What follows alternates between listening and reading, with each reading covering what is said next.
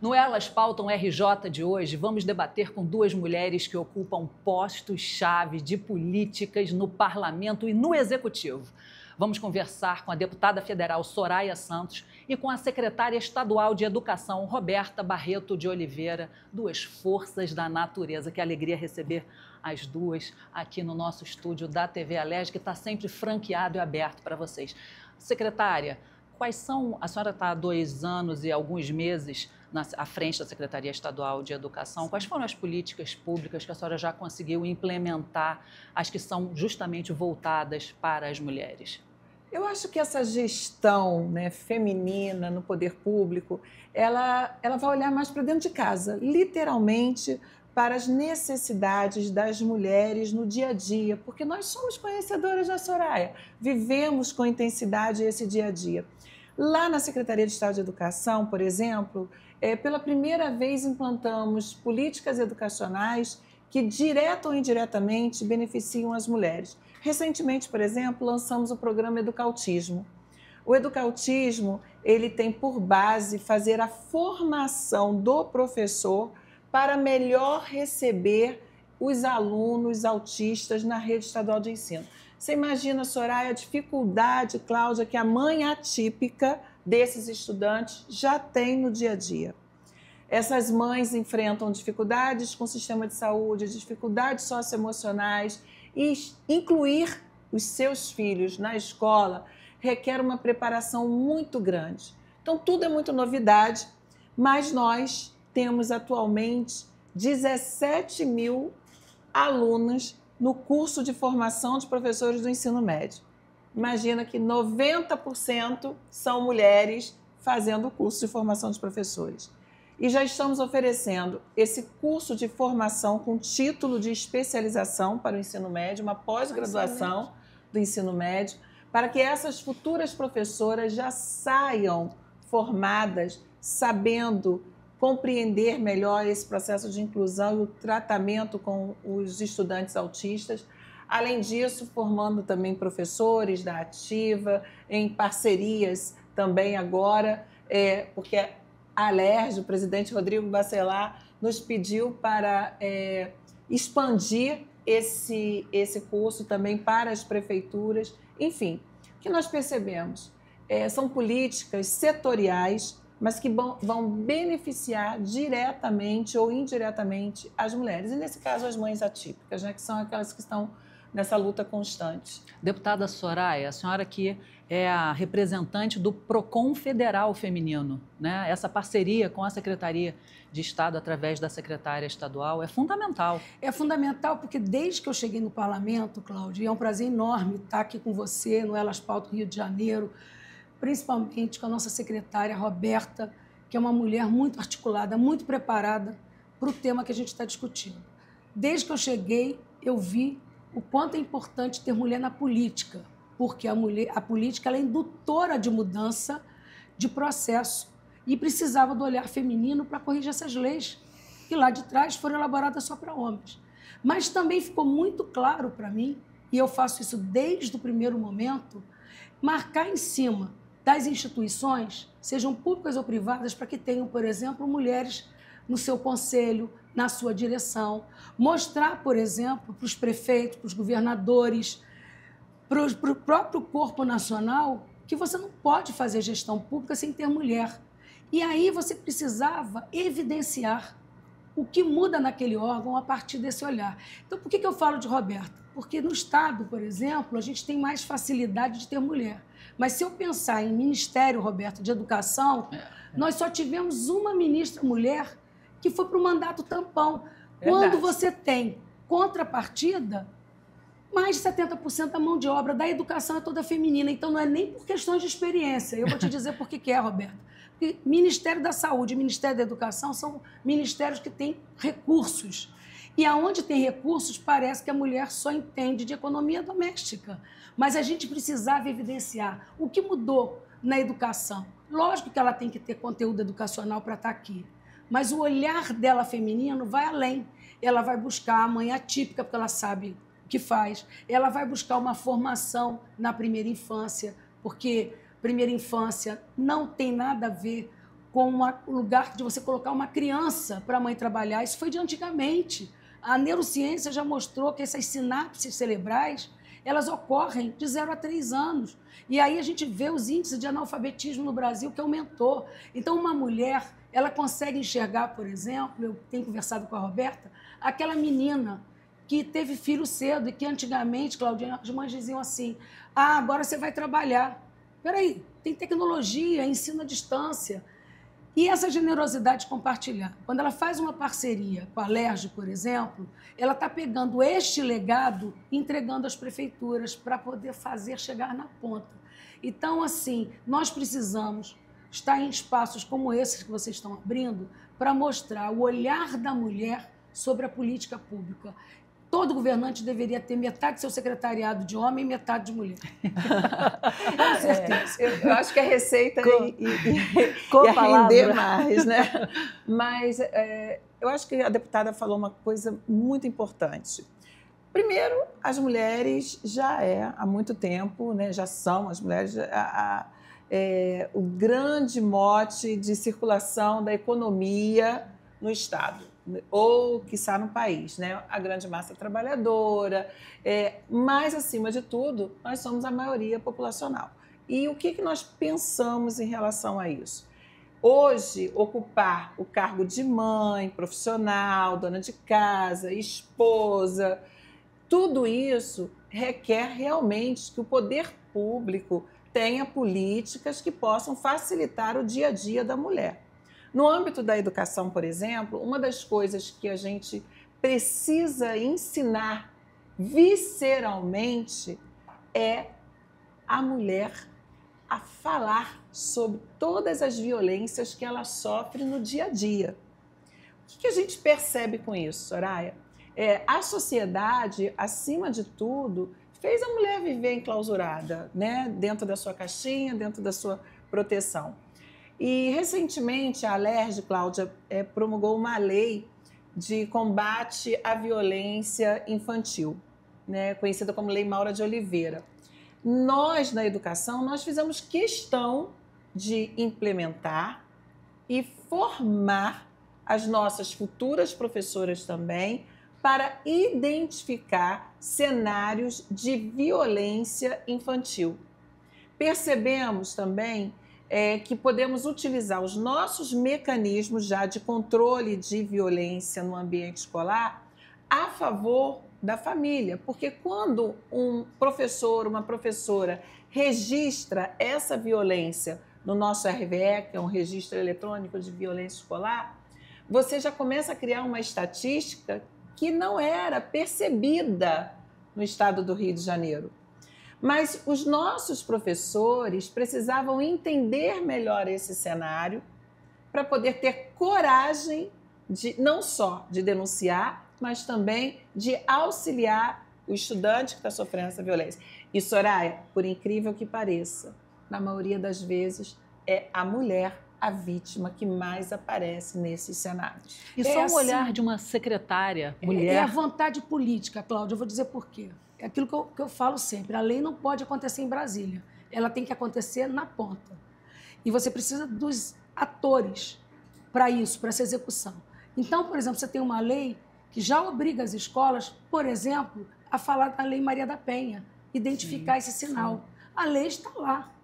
Mas se a educação não se colocar com um programa real, começo, meio e fim, e monitorar, você não está fazendo a parte preventiva, que é fundamental. Nós estamos falando de mudança cultural, tem que passar pela educação. Sim, se nós estamos falando de socorrer a criança, a mulher, o idoso, nós estamos falando de educação. Então, veja, a vontade política não é fazer uma semana de evento. A vontade política de uma mulher é querer que outra mulher não seja violentada, uma criança não seja abusada. Para você ter uma ordem de grandeza, em termos de abuso infantil, de estupro, aumentou muito no Brasil crianças de 0 a 12 anos. Foi o maior índice de aumento. Sim. O nível de abuso e estupro de crianças de 5, 6 anos é absurdo no país. E o Rio de Janeiro não foge desse escopo. Então, veja, a Secretaria de Educação ela é fundamental para que, primeiro, capacite seus professores, que é exatamente o que a Roberta está falando. Porque ninguém faz plim-plim e acontece no dia seguinte. Então, como a pessoa que está à frente da secretaria quer tratar? Eu vou fazer evento ou eu vou transformar? O olhar de uma mulher nunca vai ser de evento. Nunca. O olhar de uma mulher vai ser que ela não quer que outra mulher passe por aquilo. Então, tem que capacitar professores para que ele identifique no comportamento das crianças. Ela tem que estar integrada a um sistema. Ela tem que identificar, às vezes, da criança, porque a mãe está apanhando, está se violentando, porque tudo isso mexe na estrutura familiar. Às vezes, Roberto, eu vejo um cara dizendo assim, eu sou defensor da família. A primeira pergunta que eu faço, e você fecha o olho para a violência doméstica? Porque o cara que é família tem que olhar essa criança. Então, veja, Cláudia, a gente está vivendo um momento muito crítico, que essa pasta se tornou fundamental. Nós estamos vivendo uma sociedade que está tendo crises absurdas de solidão. Nunca se teve tanta tecnologia, tanto acesso e foi tão sozinho. A educação tem que trazer essa tecnologia para aproximar, para mexer com o conteúdo, que é o grande desafio. É o grande desafio.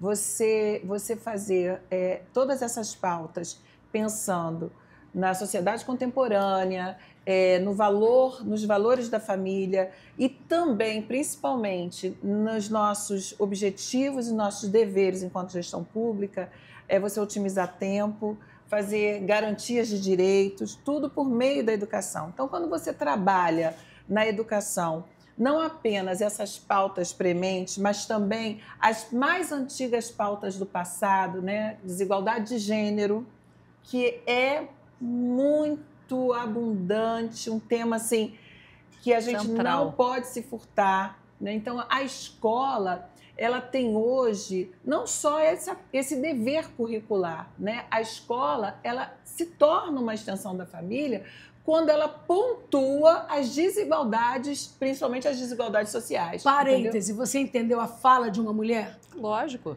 A sororidade feminina. Fala, a força de uma mulher numa pasta tão essencial, ela não tem o dever só curricular. Foi isso que ela falou. Ela tem o dever de pontuar e transformar. Ora, se a educação não servir para transformar, porque educação está longe de ser instrução, se eu quiser saber de mecânica, eu vou para a internet. É instrumento na instrução. Tem que ser, o educador ele tem que pensar de forma mais ampla. Então, quando você tem uma mulher à frente de uma secretaria de educação, que é uma pasta essencial de transformação de país, eu quero te dizer, Roberto, que tem países que determinaram na Constituição que até atingir um número do seu PIB, não pode trocar a mulher do Ministério da Educação, da Saúde e da Segurança. Tem país que botou na Constituição, porque essa mulher ela já tem em si o compromisso na proteção da dignidade da pessoa humana. Ela não vai fazer compromisso curricular, porque ela falou espontaneamente, mas me salta os olhos, eu tenho que fazer esse registro. Não é currículo, não é uma semana de evento, é ter capacidade de pontuar, tratar e encaminhar. E para isso você tem que formar. Essa é a nossa secretária Roberta. Toda vez que eu converso com ela, eu fico assim, encantada, porque a educação de verdade transforma. E é por isso que essa fala dela tem que ser recortada. A gente vem conversando há algum tempo com a deputada Soraya, que tem uma militância muito grande em defesa da educação especial. A Soraya sempre nos traz os problemas do ponto de vista da família. E quando a gente reflete a família, quem aparece no espelho é a mãe, é a mulher. Né? E é pensando nessas mulheres, nessas famílias, que nós temos construído, sim, alguns programas, projetos. Agora, no próximo mês de julho, estaremos ao lado da Secretaria Estadual da Mulher, da Secretaria de Saúde, mais uma vez fazendo um grande programa de defesa da mulher em relação a gênero, violência doméstica, porque na escola, Cláudia, ainda é o cenário que você fica com o ser humano por mais tempo. Sim. Não é isso? Tirando ali a igreja, que você tem a sociedade reunida na igreja, a escola está lá. Você fica, no mínimo, 4 a 5 horas com aquele grupo de jovens, de alunos, durante o dia reunidos. E ali é possível observar tudo isso e, principalmente, construir essa consciência coletiva. Há um tempo atrás, nós não usávamos cinto de segurança. Hoje em dia, todo mundo entra quando no carro coloca o cinto de segurança. Então, isso não é multa, não é educação somente preventiva, é construção de consciência. Na escola, o aluno também aprende que precisa se cuidar. E, enfim, estamos ali hoje com uma equipe maravilhosa. Eu queria dizer que a equipe da Secretaria de Estado de Educação, em sua maioria, as chefias, são mulheres, né? Mulheres aguerridas, mulheres que têm essa sensibilidade na política, mas a gente tem um dever, o dever de acompanhar principalmente essas discrepâncias do meio para reinserir a mulher na sociedade por meio de uma educação justa, igualitária e ao alcance de todos. Né? Por isso a gente tem que agradecer a TV Alerj aqui. Isso. Sabia, Claudinha? A gente está fazendo uma parceria incrível, Soraya. Vamos convidar todas as mulheres fluminenses para participar. Temos aulas transmitidas gratuitamente pela TV Alerj para reforço da aprendizagem e esses estudantes, para que eles possam fazer o Enem no final do ano. Inclusive, está aberta a inscrição para o Enem até acho que o dia 6 de junho. Vamos fazer essas aulas. Atenção, mulheres. É uma maneira da gente reconstruir o nosso projeto de vida, estudar, prestar o Enem, fazer uma faculdade, faz uma boa redação, consegue um SISU, né, Ora? E tem programa para tudo, mas precisa dessa informação. Exatamente, e é para isso que vocês estão aqui. O nosso presidente, Rodrigo Bacelar, é um entusiasta da educação e ele sempre, né, parceiro da secretaria, e ele é essa força aqui na nossa Alerj. Então eu vou convidar você que está conosco para um rápido intervalo. Fique conosco, que nós estamos aqui com a força da natureza nos nossos estúdios hoje no Elas Pautam.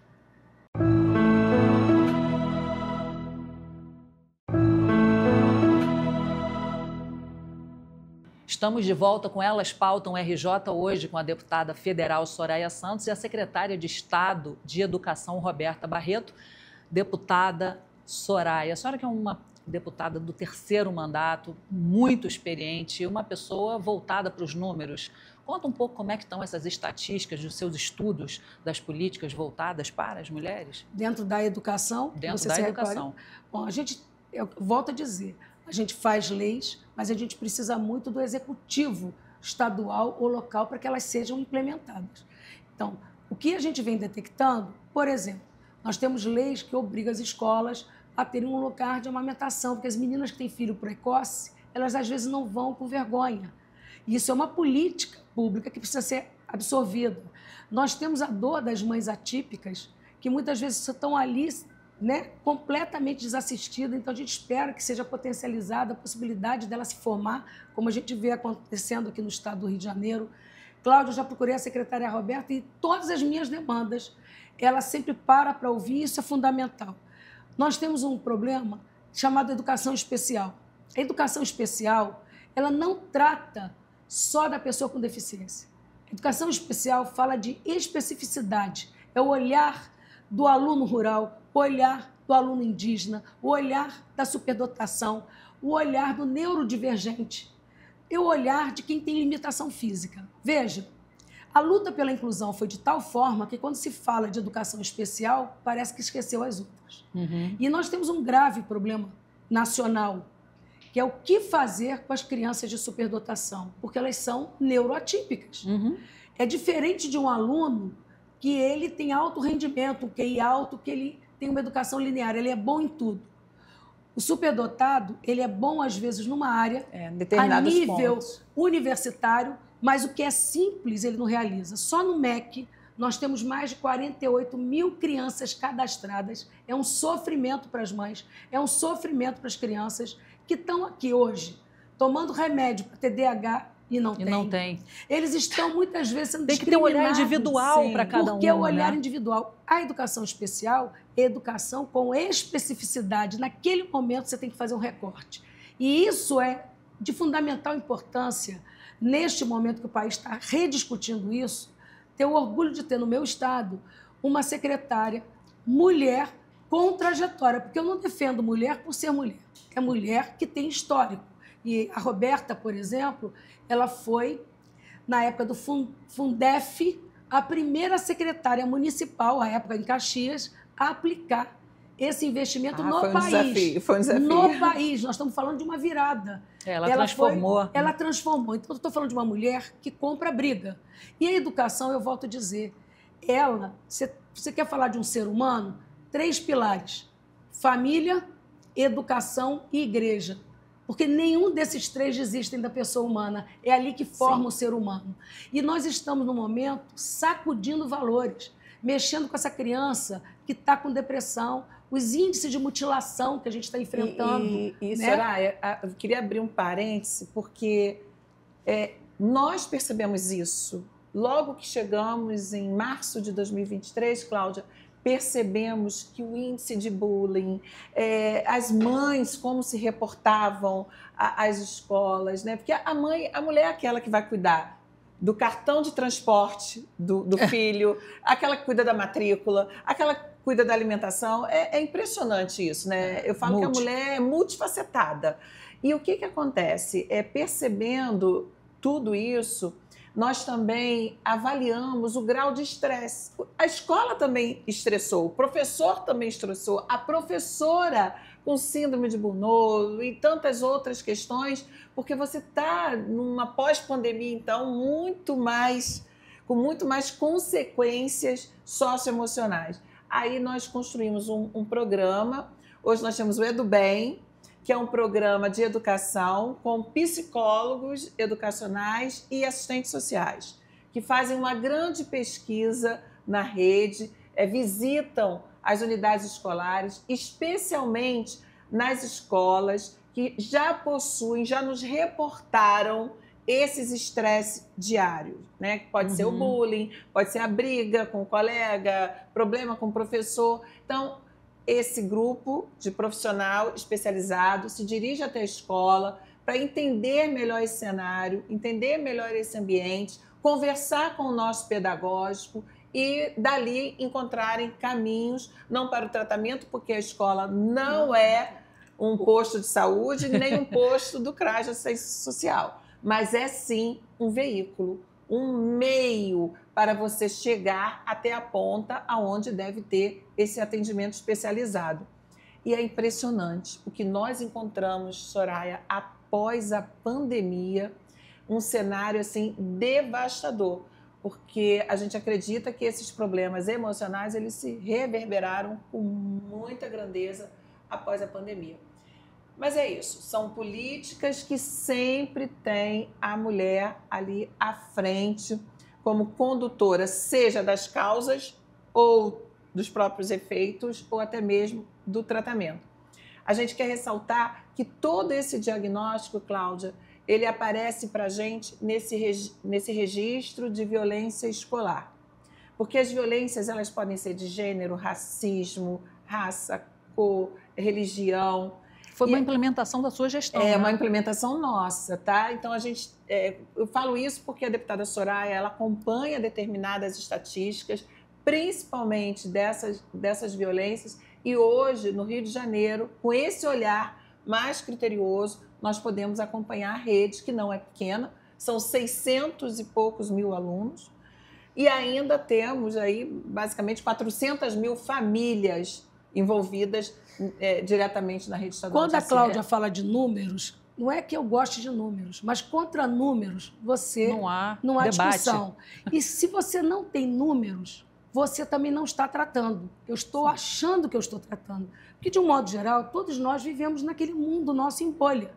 Quando você tem uma estatística, quando você tem uma pesquisa, você tem um formulário que você preenche, você tem algo palpável para que o comando maior, que nesse caso é a secretária, tome de decisão. A autogestão, tomada de decisão tem que estar baseada nessa estatística. A gente sabe que está violento, que está com mutilação, aumentou muito o índice de suicídio de crianças de 12 a 17 anos no país.